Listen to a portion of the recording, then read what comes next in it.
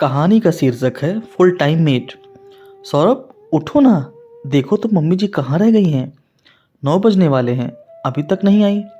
वैसे तो रोज 8 बजे तक आ जाती थी, पर इधर 2-3 दिन से रोज आधा घंटा देर से आती हैं। पर आज तो 1 घंटा हो गया, अभी तक नहीं आई। नेहा ने अपने पति सौरभ से कहा। कहाँ गई होंगी, अभी आ जाएंगी, तुम परेशान ना हो, सौरभ ने उत्तर दिया। अरे परेशान कैसे ना हो, अभी नाश्ता भी तैयार नहीं है और बाकी सारा काम भी वैसे ही पड़ा है। अभी तक काम वाली भी नहीं आई है। अब मैं काम देखूं या ऑफिस जाऊं? मेरे ऑफिस का भी टाइम हो रहा है और मेरा टिफ़िन नाश्ता वगैरह कुछ भी तैयार नहीं है। हद है लापरवाही की भी, नेहा खींच कर बोली। सौरभ, तुम परेशान मत हो, लाओ मैं तुम्हारी मदद करता हूँ, वरना तुम्हें ऑफिस के लिए लेट हो जाएगा। नेहा, मेरी मदद की छोड़ो, अपनी माँ की फिक्र करो, पता नहीं कहाँ रह गई हैं। मैं तो कहती हूँ आज ही उनसे बात करो कि ये सब क्या है, कहाँ जाती हैं आजकल। सौरभ ने कहा, जाएंगी कहाँ, कहीं बातचीत में व्यस्त हो जाती होंगी। नेहा ने कहा, क्या पता, आजकल तो किसी को भी कुछ कहा नहीं जा सकता। जवान की तो छोड़ो, बूढ़ों का भी रंग ढंग अलग हैं। सौरभ गुस्से में, मतलब क्या कहना चाहती हो तुम? नेहा ने कहा, मैं कुछ नहीं कह रही, अपनी माँ से बात करो, कहाँ रहती हैं इतनी देर तक आजकल। कहते हुए नेहा अपने काम में लग गई। ये बात हो रही है शारदा जी के बारे में, जो पति के देहावसान के बाद गांव से शहर अपने बेटे बहू के साथ रहने आई हैं। गांव में अकेले कैसे रहोगी, ये कहकर उनका बेटा उन्हें अपने साथ लेकर आया था। जब से शारदा जी आई थी, धीरे धीरे घर के सारे काम की जिम्मेदारी उन पर ही आ गई थी। सौरभ उनका इकलौता बेटा और नेहा उनकी बहू दोनों ही मल्टीनेशनल कंपनी में नौकरी करते थे। वंश, उनका 2.5 साल का पोता, प्ले स्कूल जाता था। उसे छोड़ने और लाने की जिम्मेदारी भी शारदा जी के ही कंधों पर ही आ गई थी। पहले तो घर के सभी कामों के लिए कामवाली आती थी और एक फुल टाइम मेड रखी हुई थी, जो पोते वंश की भी देखभाल करती थी। पर एक के बाद एक करके सबकी छुट्टी कर दी गई थी कि वो सही से काम नहीं करती हैं। बस एक बर्तन और साफ सफाई वाली आती है। खैर, शारदा जी अपना ही घर है, बेटा बहू पोते हैं, ये सोचकर पूरे घर की जिम्मेदारी अपने ऊपर ले रखी थी। पर इतना सब करने के बाद भी उनकी घर में इज्जत नहीं थी। नेहा तो कभी सीधे मुंह बात ही नहीं करती थी, उसे तो सिर्फ उनके काम से मतलब था। अपने बेटे सौरभ के मुंह से प्यार के 2 बोल सुनने को भी तरस जाया करती थी। पर एक दिन तो नेहा को फ़ोन पर बात करते हुए उन्होंने जो सुना, वो उनके लिए असहनीय हो गया था। वो फ़ोन पर किसी से हंसकर बात कर रही थी। अरे, अब बहुत आराम है, वंश की भी चिंता नहीं रहती।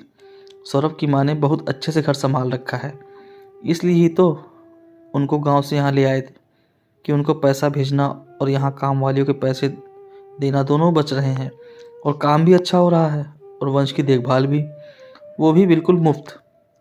फ्री में फुल टाइम मेड मिल गई है, वरना इन मेड के नखरे तो उफ, तंग आ गई थी मैं। तब हम लोगों ने ये रास्ता निकाला, इसके आगे तो शारदा जी सुन न सकी।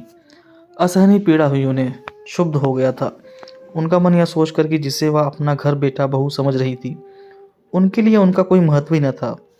उनकी स्थिति घर में सिर्फ एक फुल टाइम मेड की थी। बहू को क्या दोष दे, उनका खुद का बेटा भी उनका सम्मान नहीं करता था। कितने प्यार और उत्साह से वो इस घर को संभाल रही थी। पर नेहा की बात सुनकर वे अत्यंत दुखी हो गई थी। वे चुपचाप बिना नेहा को आभास कराए कि वो उसकी बात सुन चुकी हैं, अपने काम में लग गई थी। शारदा जी के पति सुरेंद्र जी एक किसान थे, दूसरे की जमीन पर खेती का काम करते थे। उसी के मेहनताने से उनका घर चलता था। खुद की कोई जमीन जायदाद भी थी नहीं, 1-2 कमरे का छोटा सा अपना मकान ही था। सौरभ उनकी इकलौती संतान शादी के 11 सालों बाद, काफ़ी मिन्नतों के बाद हुआ था। वे दोनों सौरभ की परवरिश में कोई कमी नहीं चाहते थे, अपना पेट काट कर भी उसकी सारी इच्छा पूरी करते थे। वे दोनों चाहते थे कि उनका बेटा पढ़ लिख जाए और बहुत बड़ा आदमी बन जाए, और सौरभ भी उनकी उम्मीदों पर खरा उतरता था। गांव के स्कूल में हमेशा पढ़ाई में अव्वल आता था। स्कूल की पढ़ाई के बाद शहर आ गया, कॉलेज में दाखिला लिया। पढ़ाई में अव्वल रहने के कारण स्कॉलरशिप मिलती थी। कॉलेज के बाद इंजीनियरिंग की ओर एक मल्टीनेशनल कंपनी के बतौर इंजीनियर सेलेक्ट हो गया। सौरभ ने फ़ोन कर उन्हें बताया था नौकरी के बारे में, जिसे सुनकर वे दोनों बहुत खुश थे। शारदा जी ने उससे कहा, बेटा अब तो कुछ दिन के लिए घर आ जा, कितने दिन हो गए तुम्हें देखे हुए। सौरभ ने कहा, क्या माँ, अभी तो नौकरी मिली है, अभी से छुट्टी ना मिलेगी। 6 महीने बाद देखता हूँ, छुट्टी मिलते ही आऊँगा। करीब 8 महीने बाद सौरभ आया 2 दिन के लिए। माँ बाबूजी के लिए खुशखबरी लेकर कि वो एक लड़की को पसंद करता है और अगले महीने दोनों शादी कर रहे हैं। शादी की बात सुनकर दोनों पति पत्नी अवाक रह गए थे। अपने इकलौते बेटे की शादी को लेकर उन दोनों के सारे अरमान धरे के धरे रह गए थे। लेकिन सौरभ की खुशी के लिए वह दोनों मान गए। ना मानने का प्रश्न ही नहीं था, क्योंकि सौरभ ने अपना फैसला सुना दिया था। अरे बेटा, इतनी जल्दी शादी का इंतजाम कैसे होगा? शारदा जी ने सौरभ से पूछा। माँ ने कहा, माँ, तुम्हें इंतजाम को लेकर परेशान होने की कोई जरूरत नहीं है। शादी शहर में होगी, वहाँ नेहा के पिता ही शादी का सारा इंतजाम कर रहे हैं। अगले महीने आप दोनों को वहाँ आशीर्वाद देने चलना है। खैर, अगले महीने शहर जाकर विवाह संपन्न कराकर दोनों गांव लौट आए थे। उसके बाद शहर जाना ना हुआ। दोनों पति पत्नी अकेले ही रहते थे। सौरभ हर माह कुछ पैसे भेज देता था, पर दोनों कभी भी गांव नहीं आते थे। बस फोन से ही बात होती थी, कभी कभी। खैर, दोनों इस उम्र में भी एक दूसरे के साथ के सहारे जीवन गुजार रहे थे। पर पति की मृत्यु उपरांत सौरभ गांव का मकान बेचकर उन्हें अपने साथ शहर ले आया था कि अब वो शहर में उसके साथ रहेंगी। आज भी शारदा जी अपने पोते वंश को छोड़ने प्ले स्कूल गई थी। तब से 1 घंटा हो गया, अभी तक नहीं आई थी। इसी कारण से नेहा खींच रही थी, क्योंकि अभी तक कोई भी काम नहीं हुआ था। तभी शारदा जी ने घर में प्रवेश किया। अरे माँ, कहाँ रह गई थी आप? हम दोनों कितने परेशान थे, सौरभ ने कहा। हाँ बेटा, परेशान तो हो ही गए होगे तुम लोग, क्योंकि अभी तक घर का कोई काम जो नहीं हुआ, शारदा जी ने कहा। अरे माँ, यह कैसी बातें कर रही हैं आप? मुझे तो इस बात की चिंता हो रही थी कि इस अनजान शहर में इतनी देर कहाँ लगा दिया आपने, कहीं रास्ता तो नहीं भूल गई, सौरभ ने कहा। मुझे खुशी हुई है सुनकर बेटा कि तुझे अपनी बूढ़ी माँ की इतनी चिंता है। जुग जुग जियो मेरे लाल। पर अब अपने घर को संभालो तुम लोग, क्योंकि मैं जा रही हूँ, शारदा जी ने सपाट लहजे में उत्तर दिया। जा रही हैं, मगर कहाँ और क्यों? सौरभ और नेहा ने एक साथ बोल उठे। शारदा जी के जाने की बात सुनकर नेहा और सौरभ दोनों ही चौंक गए थे। नेहा के तो चेहरे का रंग ही जैसे उड़ गया था, ये सोचकर कि अब घर और वंश को कौन संभालेगा और सारे काम कैसे होंगे।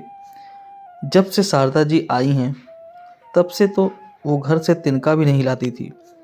सारे काम और वंश की देखभाल सब शारदा जी ही करती थी, और वे दोनों निश्चित थे, और कामवालियों को दिए जाने वाला पैसा भी बच रहा था। पर माँ, आप कहाँ जाएंगी? अब तो गांव का मकान भी नहीं है, और इस उम्र में आप अकेले कहाँ रहेंगी? आपको यहाँ क्या परेशानी है? सौरभ ने पूछा। बेटा, तुम्हें इस सब की चिंता करने की कोई ज़रूरत नहीं है।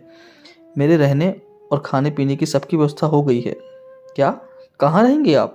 सौरभ ने आश्चर्यचकित होकर पूछा। वो मुझे एक डे केयर में काम मिल गया है, वेतन भी अच्छा देंगे और साथ ही रहना खाना भी। कल से मैं वहीं जा रही हूँ। क्या? आप डे केयर में काम करेंगी और वहीं रहेंगी? ये आप क्या कह रही हैं माँ? कम से कम मेरी इज्जत के बारे में तो सोचा होता। शहर में मेरी कितनी इज्जत है और उसे धूल में मिला रही हैं। सौरभ गुस्से में बोला। अच्छा माँ जी, इसी वजह से आजकल आपको देर हो रही थी। आपको अगर यहाँ कोई परेशानी है तो हमें बताइए, पर आप यहीं रहिए। क्यों इस तरह के काम करके हमारी बदनामी कराना चाहती हैं आप? नेहा भी सौरभ के सुर में सुर मिलाते हुए बोली। नेहा की बात सुनकर शारदा जी मुस्कुराई और बोली, बहू, काम तो काम होता है, और फिर वहाँ काम करके मैं सम्मान के साथ रह सकूंगी, और फिर फुल टाइम मेट से तो मुझे ये काम ज़्यादा अच्छा लगा। जितने घंटे की नौकरी उतने ही घंटे का करना होगा। शारदा जी की बात सुनकर नेहा के चेहरे का रंग उड़ गया था। वो एक भी शब्द न बोल पाई। और हाँ, तुम लोग अपनी बदनामी की चिंता मत करो, आखिर तुम्हारी माँ हूँ। अपने बच्चों की बदनामी हो ऐसा कैसे सोच सकती हूँ? मैं इस शहर से दूर दूसरे शहर जा रही हूँ, जहाँ तुम्हें कोई नहीं जानता। शारदा जी सौरभ और नेहा की ओर मुखातिब होकर बोली और अपने कमरे में चली गई। सौरभ नेहा अवाक खड़े देखते रह गए। दोस्तों, उम्मीद करता हूँ ये माँ बेटे और बहू की कहानी आपको पसंद आई होगी। अगर पसंद आई वीडियो को लाइक करें, शेयर करें, और चैनल पर नए हो तो चैनल सब्सक्राइब करना ना भूलें। धन्यवाद।